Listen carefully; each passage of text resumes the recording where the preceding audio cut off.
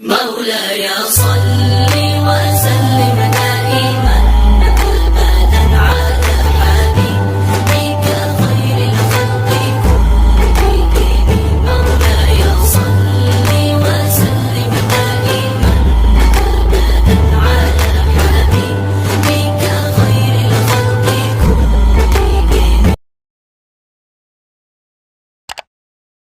كلهم. الحمد لله وكفى وسلام على عباده الذين اصطفى أما بعد فأعوذ بالله من الشيطان الرجيم بسم الله الرحمن الرحيم ولا يغتب بعضكم بعضا أيحب أحدكم أن يأكل لحم أخيه ميتا فكرهتموه واتقوا الله إن الله تواب رحيم صدق الله مولانا العظيم.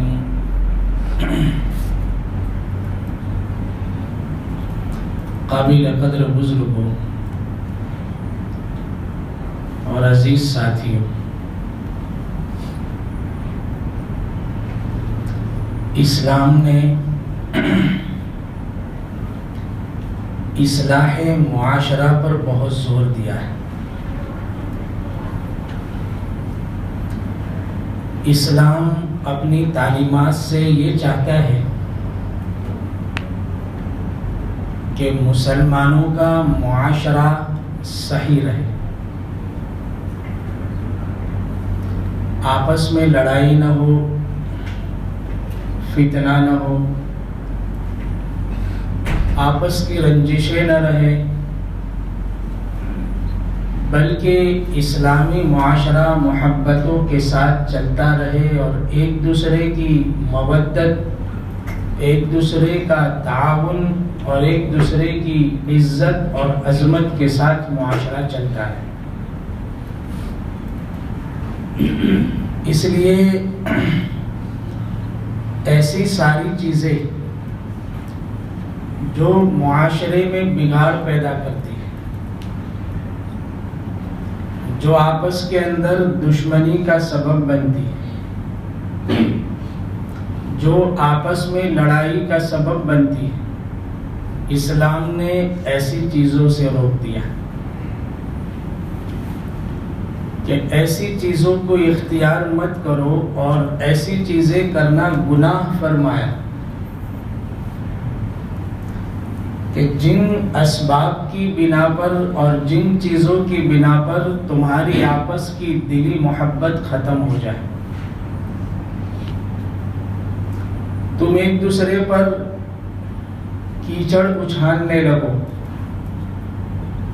کسی کی عزت نفس پر حملہ کر دو، یعنی کسی مسلمان کو بے عزت کر دو، بے آبرو کر دو، اسلام اس بات کو پسند نہیں کرتا۔ اسلام ہمیں یہ سکھاتا ہے ایک دوسرے کا رسپیکٹ کرو، عزت کرو، احترام کرو۔ کسی مسلمان کی تحقیر کرنا، کسی مسلمان کو چھوٹا سمجھنا، ہلکا سمجھنا، یہ اسلام نے بہت بڑا گناہ فرمایا۔ تو انہی چیزوں میں سے اور انہی گناہوں میں سے ایک گناہ کا تذکرہ آپ کے سامنے آج کرنا چاہتا ہوں، جو معاشرے میں بہت پھیلا ہوا ہے، اور اتنا پھیلا ہوا ہے گناہ، لیکن اس کے باوجود لوگ اس کو گناہ نہیں سمجھتے۔ اتنا سخت گناہ ہے لیکن لوگ اس کو ہلکا گناہ سمجھتے ہیں۔ کون سا ہے وہ گناہ؟ ایک دوسرے کی غیبتیں کرنا، پیٹھ پیچھے برائی بیان کرنا، تھوڑا موقع ملتا ہے نا، تھوڑا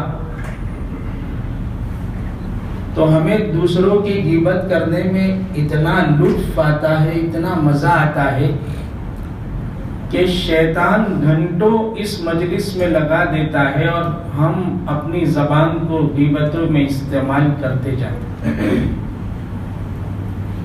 اور عوام کی بات نہیں، حضرت شیخ نے لکھا ہے فضائل کی کتاب میں کہ عوام کی بات نہیں، خواص کے مجمع بھی غیبت سے خالی نظر نہیں آتے۔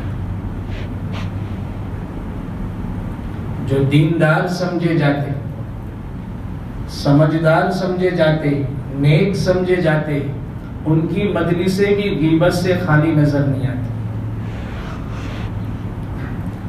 جبکہ غیبت کو حدیث پاک میں سب سے بڑا گناہ فرمایا گیا۔ جس غیبت کے بارے میں حضور پاک صلی اللہ علیہ وسلم نے ارشاد فرمایا الغیبۃ اشد من الزنا، تم غیبت کے گناہ کو ہلکا سمجھتے ہو، چھوٹا سمجھتے ہو کہ زبان پر بات آئی کسی کی، ہم نے برائی کر دی، دو چار لوگوں نے ہنس لیا، تھوڑا مزہ آ گیا مجلس کے اندر، لیکن ہم نے ایک لفظ بول کر کسی کی برائی کر کے اور کسی کی غیبت کر کے دو چار لوگوں کو ہنسا تو ضرور دیا اور دو چار لوگوں کے دلوں کو خوش تو ضرور کر دیا، لیکن ہم نے اپنے لیے جہنم تیار کر لیا۔ فرمایا الغیبۃ اشد من الزنا، غیبت کا گناہ تو زنا سے بھی بڑھ کر۔ زنا کتنا بڑا گناہ ہے کہ معاشرے میں کوئی زنا کرتا ہے، لوگ اس کے پیچھے مارنے کے لیے دوڑتے، پولیس میں کیس کرو، اس کو مار کھلواؤ، سزا دلواؤ، ایسا کام کرتا ہے۔ کبھی ہم نے غیبت کرنے والوں کے خلاف کچھ بات کہی کہ بھائی اس کے خلاف کیس کرو؟ کیوں؟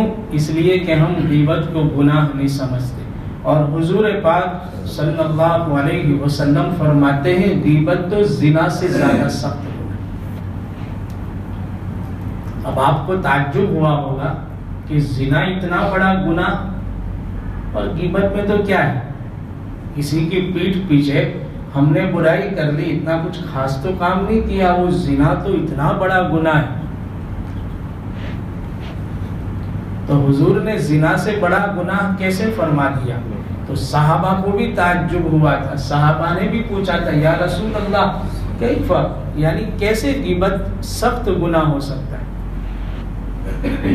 زنا تو زنا ہے، زنا کی حد ہے، اگر کوئی زنا کا گناہ کر لے تو اس کو 80 کوڑے مارو، اگر وہ شادی شدہ نہیں 100 کوڑے مارو، اور اگر شادی شدہ ہے تو اسے رجم کر دو، ختم کر دو، اس کو رہنے کا حق نہیں ہے اس سرزمین پر۔ جو کسی کی ماں بیٹی پر بری نگاہ ڈالتا ہے، اسلام کہتا ہے اس کو رجم کر دو، پتھر مار کر ہلاک کر دو۔ تو زنا تو اتنا بڑا گناہ، اور آپ فرما رہے ہیں کہ غیبت اس سے بھی بڑا گناہ، تو سمجھ میں نہیں آتی بات۔ صحابہ نے پوچھا، کتنا پیارا جواب دیا حضور پاک صلی اللہ علیہ وسلم نے، کتنے اچھے انداز سے سمجھایا۔ فرمایا دیکھو جو آدمی زنا کرتا ہے نا، زنا اس کو گناہ سمجھتا ہے، زنا کرنے والا بھی اپنے اس عمل کو گناہ تو سمجھتا ہے، اس کو اس بات کا احساس تو ضرور ہوتا ہے کہ میں نے جو کیا ہے کام وہ گناہ ہے، چاہے بھول ہو گئی یا کسی وجہ سے میں پھنس گیا اس گناہ، لیکن وہ سمجھتا تو گناہ ہے اس کو۔ کبھی نہ کبھی اللہ پاک نے اس کو ہدایت دی تو اس کی توبہ کا اس کے لیے راستہ ہے، وہ کبھی اس کو اپنے اس گناہ پر احساس پیدا ہو اور وہ اللہ پاک کے سامنے توبہ کر لے، معافی مانگ لے اور کیا ہے اپنے معاملے کو صاف کر لے تو اللہ پاک اس کے گناہ کو معاف کر دیتے ہیں۔ لیکن حضور پاک صلی اللہ علیہ وسلم ارشاد فرماتے غیبت ایسا گناہ ہے کہ غیبت کرنے والا بھی اس گناہ کو گناہ نہیں سمجھتا، اسے اس کا احساس پیدا نہیں ہوتا کہ میں نے گناہ کیا ہے۔ جب اس کو احساس نہیں ہوگا تو بولو وہ اللہ پاک سے معافی مانگے گا؟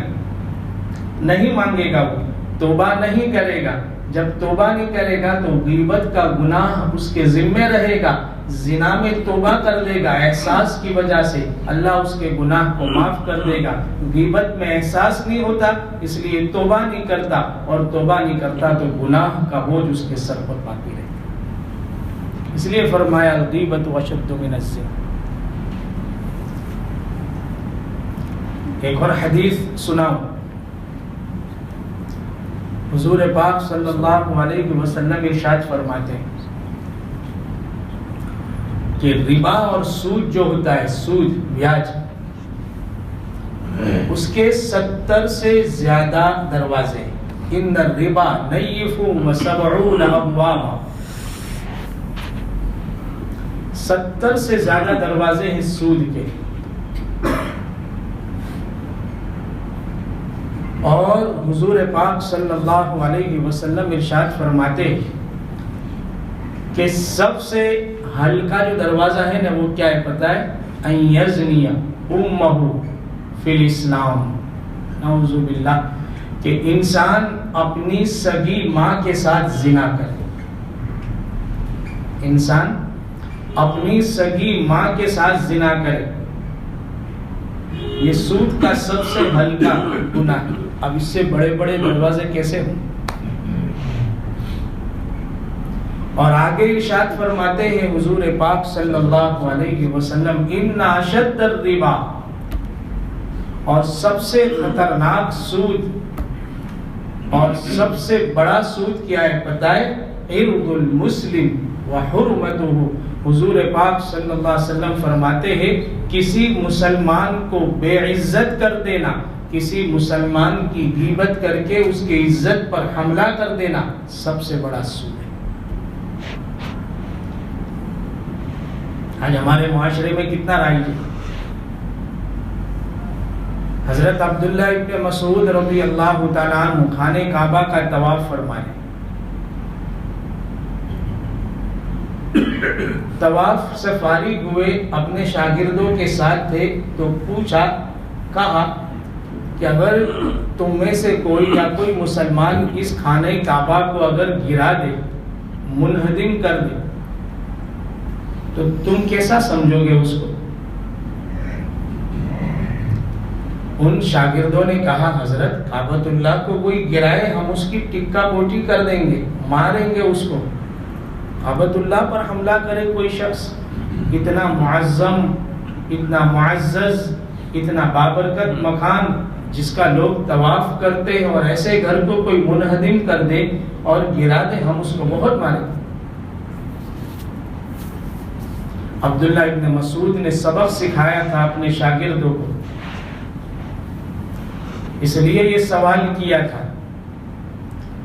فرمایا ابن مسعود رضی اللہ تعالیٰ عنہ نے، اچھا تم بہت بڑا گناہ سمجھتے ہو نے، اس سے بڑا گناہ بتاؤں؟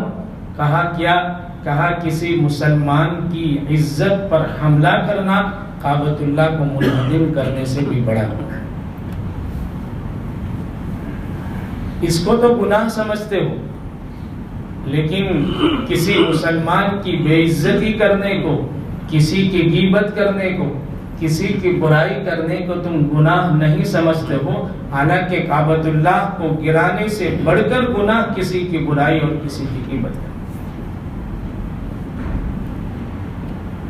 معاشرے کے اندر جو فساد پھیلا ہوا ہے اس کا ایک اس کی بہت بڑی وجہ اور بہت بڑا سبب یہ ہے کہ ہم نے ایک دوسرے کے لیے غیبت کے دروازوں کو کھول دیا ہے۔ مجلس غیبت کے بغیر ہماری مکمل نہیں ہوتی، جبکہ اسلام نے اس کی بہت سخت سے سخت وعیدیں بیان کر۔ قرآن کریم کی جس آیت کو میں نے پڑھا، قرآن میں اللہ پاک کیا فرماتے ہیں، غیبت کا گناہ کا وبال کیا ہے، اور غیبت جس آدمی نے کی اس کی سزا کیا ہے، اس کی حالت کیا ہے۔ اللہ فرماتے ہیں ایحب احدکم ان یاکل لحم اخیہ میتا، غیبت کرنے والا ایسا ہے گویا اپنے سگے بھائی کا، مردار جو بھائی ہے، اپنے سگے مردار بھائی کا گوشت کھایا ہو، ایسا اس نے کام کیا۔ بولو کوئی آدمی کسی مردار کا گوشت کھانا پسند کرتا ہے؟ بھائی کی بات تو چھوڑو، ابھی انسان کی بات تو چھوڑو، کوئی جانور بھی مردہ ہو مسلمان پسند کرتا ہے؟ بھائی مری ہوئی مرغی موجود ہو بازار میں، کوئی کہے لو لے جاؤ مفت میں، کوئی لائے گا؟ جبکہ وہ جانور ہے، مرغی تو کھا سکتے، حلال جانور، مردہ ہو گئی لوگ اس سے نفرت کرتے۔ بکرا ہے، مردہ ہو گیا، بقرعید کے موقع پر کوئی قربانی کرتا ہے؟ نہیں بھائی، فون کر کے مسئلہ پوچھتے کیا کرے، ڈال جانوروں کو ڈال دو یا پھینک دو کچرا پیٹی۔ بھائی اتنا مہنگا بکرا، 20,000 روپے کا بکرا چلا گیا، لیکن کوئی بھی اس کو پسند نہیں کرتا۔ مردار کا گوشت کوئی پسند نہیں کرتا ہے، جبکہ وہ جانور ہے، اپنا سگا بھائی سامنے پڑا ہو، مردہ ہو، مرا ہوا ہو، تو ہم اس میں سے گوشت کاٹ کے کھا سکتے؟ نہیں کھا سکتے۔ کوئی ہم کو کہے تو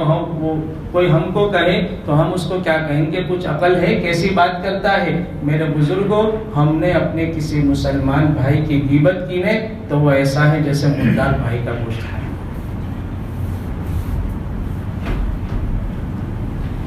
ایک جنازہ جا رہا تھا،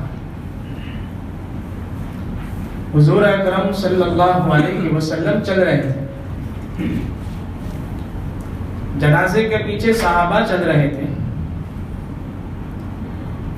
ایک صحابی نے اس جنازے کی غیبت کر دی۔ آپ بھی بول دیتا ہے کہ ایک مثال دیتا ہوں، یہ آدمی تو ایسا تھا ویسا تھا، کچھ بھی بات کہہ دی۔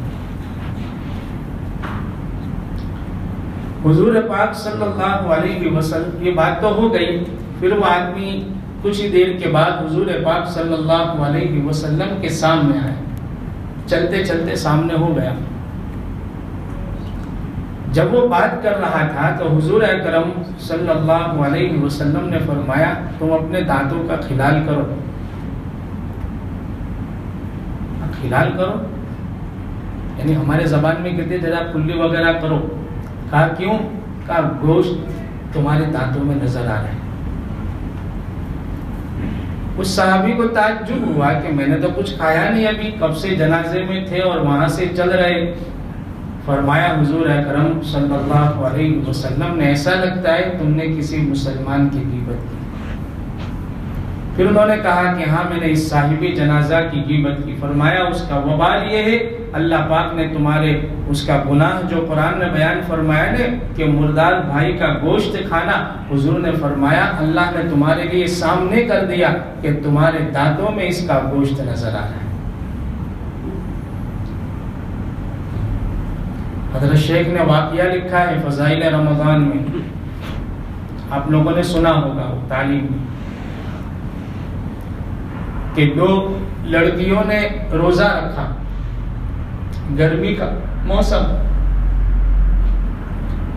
روزہ رکھنے کی عادت تھی پہلے سے، کبھی روزہ نہیں لگتا تھا، اس دن روزہ رکھا تو دوپہر تک تو حالت بالکل نازک ہو گئی،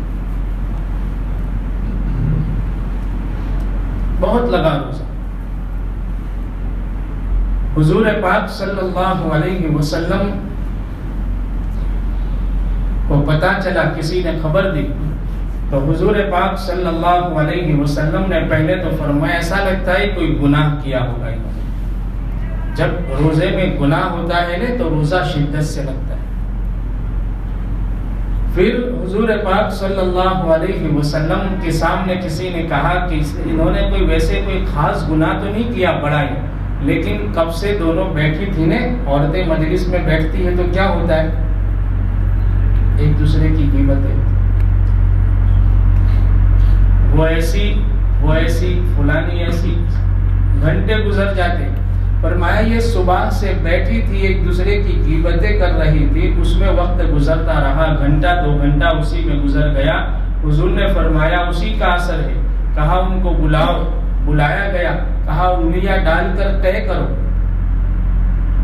وامٹ کرو. انہوں نے منہ میں انگلیاں ڈال کر طے کینے تو گوشت کے ٹکڑے نکلے. اب سحری میں گوشت کھایا نہیں تھا، پھر کیسے نکلے؟ تو حضور اکرم صلی اللہ علیہ وسلم نے فرمایا معلوم ہوتا ہے تم نے کسی کی غیبت کی، اس غیبت کا اثر یہ ہے کہ اس کا گوشت تمہارے پیٹ میں گیا جو قے کے ذریعے سے باہر آیا. میرے بزرگوں، اپنے آپ کو بہت بچاؤ اپنی زبان کے گناہوں سے اور غیبت سے اور ایک دوسرے کی برائی سے. اب غیبت کیا ہے؟ صحابہ نے پوچھا تھا حضور اکرم صلی اللہ علیہ وسلم سے مل غیبت، غیبت کیا ہے؟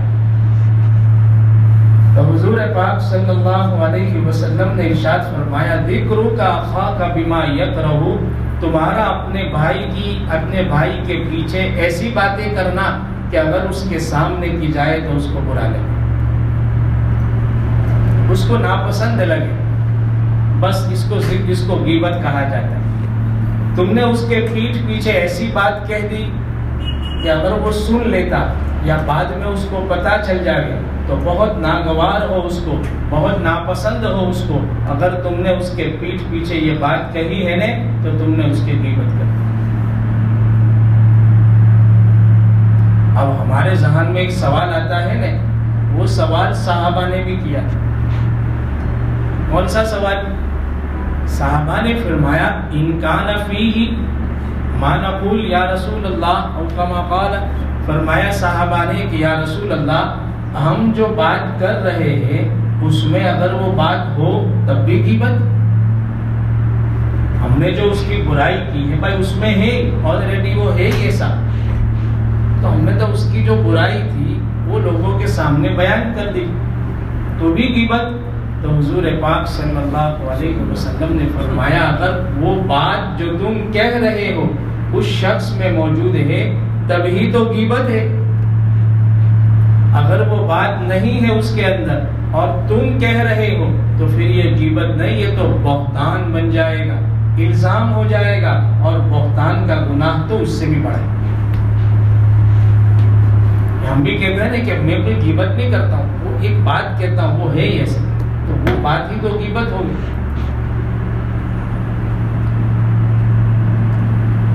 عائشہ رضی اللہ تعالیٰ عنہ نے ایک مرتبہ حضرت صفیہ رضی اللہ تعالیٰ عنہ کی غیبت کر، لیکن اشارے سے،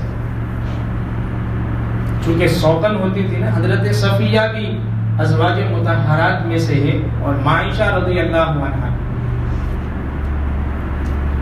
اب حضرت صفیہ رضی اللہ تعالیٰ عنہ جو ہے وہ یہودی تھے. حیی بن اخطب کی بیٹی تھی. غالباً خیبر کے موقع پر وہ قید ہوئی، باندھی بن کر آئی. حضور پاک صلی اللہ علیہ وسلم کو اللہ پاک کا حکم آیا سردار کی بیٹی ہے اسے قید کر کے مت رکھو، آپ اس سے نکاح فرما لو. تو سرکار نے آزاد کیا اور اس سے نکاح فرمایا. اب حضرت صفیہ جو ہے نا وہ تھوڑے ٹھنگنے تھے، پستہ کٹ، ہماری زبان میں کہتے ہیں تھوڑے بٹ کے جس کو. اب کسی موقع پر کچھ ہوا ہوگا تو عائشہ رضی اللہ تعالیٰ عنہ نے حضور پاک صلی اللہ علیہ وسلم سے فرمایا حسبک من صفیہ کذا کذا، تمہارے لیے تو صفیہ برابر اتنی ہے نا. اشارے سے، یعنی ٹھنگنا ہونا بولا نہیں، صرف اشارے سے کیا. بس اتنا کہنا تھا کہ حضور پاک صلی اللہ علیہ وسلم نے اتنا زبردست جملہ فرمایا لو مزج بها البحر لمزجته. یا عائشہ تم نے ایسی بات کہی اور ایسا سخت کلام کیا ہے کہ اگر اس کلام کو اللہ پاک جسم دے دینے یعنی اس کی شکل بن جاوے اور اس کو سمندر میں ڈال دے نا تو دنیا کے سارے سمندر کا پانی کڑوا بن جائے. اتنا کڑوا جملہ ہے. معافی مانگو. اتنے اشارے سے غیبت کرنے پر عائشہ رضی اللہ تعالیٰ عنہ کو حضور پاک صلی اللہ علیہ وسلم نے بول دیا ہم تو اپنی زبان سے بے تحاشا غیبت کرتے, ہمارا انجام کیا. جب حضور پاک صلی اللہ علیہ وسلم معراج پر تشریف لے گئے, وہاں جنت کا نظارہ بھی کیا, جہنم کا نظارہ بھی کیا. اس وقت معراج کا واقعہ تو نہیں سنانا, لیکن وہاں جب جہنم کا نظارہ فرما رہے تھے تو حضور پاک صلی اللہ علیہ وسلم نے ایک جماعت کو دیکھا کہ ان کے ناخن جو ہے نا, ناخن تانبے کے سخت ہے, اور ان ناخنوں سے وہ اپنے چہروں کو نوچ رہے.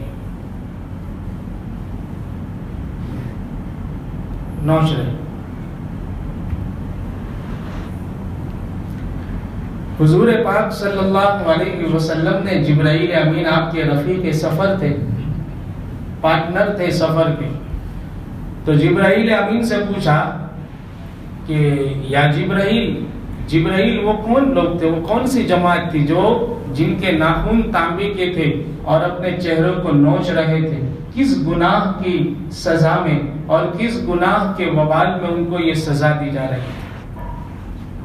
تو جبرائیل امین علیہ السلام نے حضور پاک صلی اللہ علیہ وسلم سے فرمایا یا محمد یعنی اللہ کے رسول, ان کا گناہ یہ تھا کہ وہ دنیا میں لوگوں کی غیبتیں کیا کرتے تھے. اس غیبت کا گناہ یہ دوسروں کی بے عزتی کرتے تھے. اللہ پاک آج ان کی بے عزتی کروا رہا ہے اپنے ہاتھ سے اپنے منہ کو نوچ. اپنے آپ کو بچانے کی کوشش کرو. یہ زبان کا جو گناہ ہے نا غیبت, حضور پاک صلی اللہ علیہ وسلم یاد آیا تشریف لے جا رہے تھے, قبرستان کے پاس سے گزرے, 2 قبریں تھیں, حضور کو کشف ہو گیا, صحابہ ساتھ میں تھے. حضور نے فرمایا دونوں کو عذاب ہو رہا ہے, انہما یعذبان, دونوں کو قبر میں عذاب ہو رہا ہے. وما یعذبان فی کبیر, اب عذاب ہو رہا ہے کس بنا پر؟ کوئی اتنے بڑے بڑے گناہ نہیں کیے تھے کہ شرک ہونے, زنا ہونے, کیا ہے دوسرے کوئی گناہ. فرمایا نہیں, گناہ بڑے تھے لیکن ان کو ہلکا سمجھا تھا. چھوٹے بچنا بہت آسان تھا لیکن بچتے نہیں تھے. کون کون سے؟ حضور پاک صلی اللہ علیہ وسلم نے فرمایا ایک کو عذاب ہو رہا ہے غیبت کی وجہ سے, اور ایک کو عذاب ہو رہا ہے پیشاب کے قطروں سے بچتا نہیں تھا, کھڑے کھڑے پیشاب کر لیتا. یہ بھی بچنے کی چیز ہے. آج ہمارا نوجوان بھی غیر مسلمانوں کے نوجوانوں کو دیکھ کر بعض مرتبہ کھڑے کھڑے پیشاب کر لیتے ہیں. اب کھڑے کھڑے پیشاب کرنے میں قطرے لگے اپنے بدن پر, اپنے کپڑے پر, وہ تو ناپاک ہوں گے, وہ مسئلہ تو الگ, نماز ہوگی نہیں ہوگی پوچھ لو آپ کسی عالم دین سے. لیکن اس کا وبال یہ ہے کہ کپڑے کے پیشاب کے چھینٹے سے نہیں بچے گا تو پیشاب کے چھینٹوں سے نہ بچنے کی بنا پر قبر میں عذاب. اور دوسرا گناہ کیا؟ غیبت کی وجہ سے. حضور پاک صلی اللہ علیہ وسلم نے فرمایا یہ چغلی کیا کرتا تھا, لوگوں کی غیبتیں کیا کرتا تھا, اس غیبت کا وبال اس کو ملا کے قبر میں عذاب ہو رہا ہے. حضور پاک صلی اللہ علیہ وسلم نے فرمایا جاؤ جلدی کوئی ٹہنی لے کر آؤ, جھاڑ کی ڈالی لے کر آؤ, تر یعنی تازی جلدی سے لے کر آؤ. ایک صحابی گئے, لے کر آئے اور قبر میں گاڑ دیا. حضور نے فرمایا کہ بھائی جو ڈالی تر ہوتی ہے, جو ٹہنی تر ہوتی ہے, اللہ پاک کا ذکر کرتی ہے, اور جب تک یہ ذکر کرے گی نا ان کے عذاب میں تھوڑی تخفیف ہو جائے. اس لیے خاص طور پر روزے کی حالت میں اپنے آپ کو غیبت سے بچانے کی کوشش کرو. علماء نے ایسے مواقع لکھے کہ جن مواقع میں غیبت کرنا جائز ہے. یہ بھی بتا دوں, بعض ایسی حالتیں ہیں کہ جس میں غیبت کرنا جائز ہے. غیبت کا مطلب اس کی کوئی عیب بیان کر دینا. جیسے میں ایک دو مثال دوں. بھائی کسی کی بیٹی ہے, اس بیٹی کا کسی جگہ سے رشتہ آیا. اب اس لڑکے کا تعلق آپ سے, آپ جانتے اس کو, پہچانتے گھر والوں کو. ایک مثال دیتا, لڑکی کے باپ بھی آپ کے ساتھ دوستی ہے, محبت ہے. اس نے آ کر کہا کہ بھائی فلاں آدمی کے بیٹے کا رشتہ ہے, کیسا ہے تمہارے ساتھ؟ اب معاملہ امانت داری کا ہے, معاملہ شادی کا ہے. تو علماء نے لکھا ہے کہ جو بات ہو وہ صحیح صحیح بیان کر دو, غلط تو نہیں, جو صحیح صحیح بیان کر دو. بھائی ایک مثال دیتا ہوں. سمجھو لڑکا اگر بری عادتوں والا ہے, اس کو پتہ نہیں ہے, وہ یہاں رہتا ہے سورت میں, وہ وہاں رہتا ہے احمد آباد میں, تمہارا دوست ہے, تم بھی وہاں رہتے ہو. اب اس کو پتہ نہیں ہے لیکن تمہیں پتہ ہے. اب اس نے آپ کو پوچھا کہ بھائی ذرا تحقیق کر کے کہو میری بیٹی کا معاملہ ہے. اب تم نے کہہ دیا نہیں بہت اچھا ہے, بہت اچھا لڑکا ہے, کھاتا بھی ہے, پیتا بھی ہے, سوتا بھی ہے, چلتا بھی ہے, دوڑتا بھی ہے, بہت اچھا. اب وہ بیچارہ رشتہ کر دے گا, کل اٹھ کے 2 مہینے 6 مہینے بعد کچھ ہوا تو ذمہ دار کون؟ شریعت نے کہا نہیں بیان کرو. بھائی سب کچھ اچھا ہے لیکن میں نے اس کو ایسا کرتے ہوئے دیکھا. ایک مثال دیتا ہوں, شراب پیتے ہوئے دیکھا, یا اس کو میں نے فلاں جگہ جاتے ہوئے دیکھا, یا میں نے اس کو اور لڑکیوں کے ساتھ دیکھا. ایک مثال دیتا ہوں. اب یہ بظاہر غیبت ہے لیکن شریعت نے کہا موقع ہے نا تو وہاں بیان کرو. دوسری ایک مثال دیتا ہوں, کیونکہ لوگ پھر ایسے موقع پر سوال خود کرتے ہیں لیکن ایسے جواز کے موقع بتا دیے جائے. بھائی ایک بیٹا ہے, ایک آپ کا دوست ہے, وہ غلط عادتوں کا مالک ہے, سگریٹ بھی پی لیتا ہے, شراب کی بھی پی لیتا ہے. اس کے ماں باپ کو پتا بولو نہیں. عام طور پر جو اولاد کام کرتے ہیں ماں باپ کو پتا نہیں رہتا, چھپ کر ہی کرتے. ماں باپ کو, آزو بازو والوں کو, دوستوں کو پتا رہتا ہے. اب تم چاہتے ہو کہ بھائی یہ میرا دوست ہے, میرا پڑوسی ہے, محلے والا ہے میرا, یہ بیچارہ اس کی صحبت بگڑ گئی اور وہاں کے ساتھ جا کر کے یہ سگریٹ پیتا بھی ہوا, اب کل اٹھ کے شراب کا عادی بھی بنے گا, ایسا لگ رہا ہے مجھے.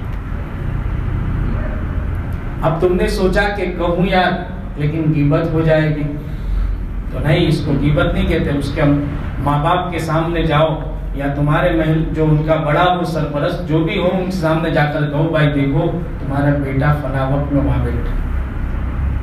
بظاہر غیبت ہے لیکن تم کہہ رہے ہو اس کی اصلاح کے لیے, کہ آپ تو نہیں بول سکتے اس کو, اس کے ماں باپ اس کو ٹوکیں گے بھائی دیکھو میرا تذکرہ مت کرنا, لیکن میں آپ کے بیٹے کی اچھائی کے لیے کہتا ہوں, میں نے اس کو فلاں جگہ دوستوں کے ساتھ دیکھا, یہ کرتے ہوئے دیکھا, وہ کرتے ہوئے دیکھا. آپ تھوڑا توجہ دے دو, دھیان دے دو, کہیں بگڑ نہ جائے. شریعت کہتی ہے ایسے موقع پر غیبت کرنا چاہیے.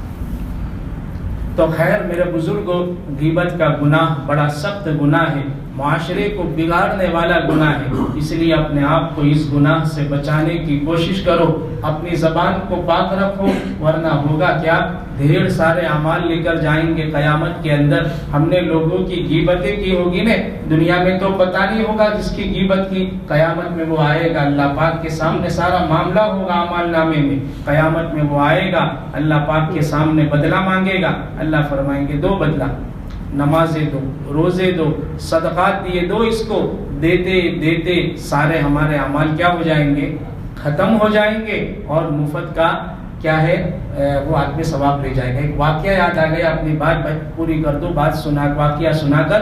ایک اللہ والے کی کسی نے غیبت کر دی, ان کو پتا چلا کہ فلاں آدمی نے تمہاری غیبت کا. اچھا, جلدی سے اپنے خادم کو کہا مٹھائی لے کر آ, اور کچھ لے کر آ. اتنا بڑا کھانچہ تیار کیا, کھنچا, اس میں رکھا مٹھائی جو بھی دینا تھا, اچھی اچھی چیزیں, اوپر کپڑا ڈالا اور لے کر کے اس کے گھر گئے. السلام علیکم حضرت, تو ایک چھوٹا سا ہدیہ. کیا کہا آپ نے؟ ایک چھوٹا سا ہدیہ ہے. کہا کس کے بدلے میں؟ میں نے تو کچھ نہیں. کہا آپ نے تو مجھے بہت بڑا ہدیہ دیا. میں تو اتنا ہدیہ دے نہیں سکتا آپ کو، بہت چھوٹی میری استطاعت ہے، اتنا ہدیہ۔ وہ آدمی تعجب میں آ گیا کہ میں نے تو کوئی ہدیہ دیا نہیں۔ کہا نہیں، آپ نے تو اپنی زندگی بھر کی نمازیں دی، روزوں کا ثواب دیا، میں نے سنا کہ آپ نے میری غیبت کر دی، تو قیامت میں مجھے اللہ پاک اتنا نماز روزوں کا ثواب دیں گے، اب میرے پاس تو اتنی نماز روزے نہیں ہے کہ آپ کو تو اس کے بدلے میں ایک حقیر سا ہدیہ دینا چاہتا، آپ قبول فرمائیں۔ تو اس کو نصیحت بھی مل گئی کہ واقعتاً غیبت کا گناہ یہ ہے، وبال یہ ہے کہ قیامت میں ہماری نماز روزے کا ثواب ختم ہو جائے۔ اللہ رب العزت ہمیں اس گناہ سے بچنے کی توفیق عطا فرمائے، اور اس گناہ کو گناہ سمجھنے کی اور کرنے کے بعد اس کا احساس پیدا ہونے کی اللہ پاک ہم سب کو توفیق نصیب فرمائے۔ آمین وآخر دعوانا الحمدللہ رب العالمین۔ بسم اللہ الرحمن الرحیم۔ اللهم لك الحمد كله ولك الشكر كله وإليك يرجع الأمر كله بيدك الخير كله إنك على كل شيء قدير اللهم صل على سيدنا محمد وعلى آل سيدنا محمد وبارك وسلم ربنا آتنا في الدنيا حسنة وفي الآخرة حسنة وقنا عذاب النار لا إله إلا أنت سبحانك إني كنت من الظالمين ربنا هب لنا من أزواجنا وذرياتنا قرة أعين واجعلنا للمتقين إماما رب اغفر وارحم وتجاوز عما تعلم إنك أنت الأعز الأكرم ربنا لا تزغ قلوبنا بعد إذ هديتنا وهب لنا من لدنك رحمة إنك أنت الوهاب اللهم إنا نسألك الخير كله ونعوذ بك من الشر كله يا حي يا قيوم برحمتك نستغيث يا حنان يا منان اللهم إنك عفو كريم تحب العفو فاعف عنا يا كريم اللهم إنا نسألك من خير ما سألك منه نبيك محمد صلى الله عليه وسلم ونعوذ بك من شر ما استعاذك منه نبيك محمد صلى الله عليه وسلم وأنت المستعان وعليك البلاغ ولا حول ولا قوة إلا بالله وصلى الله تعالى على خير خلقه سيدنا محمد وآله وأصحابه أجمعين برحمتك يا رب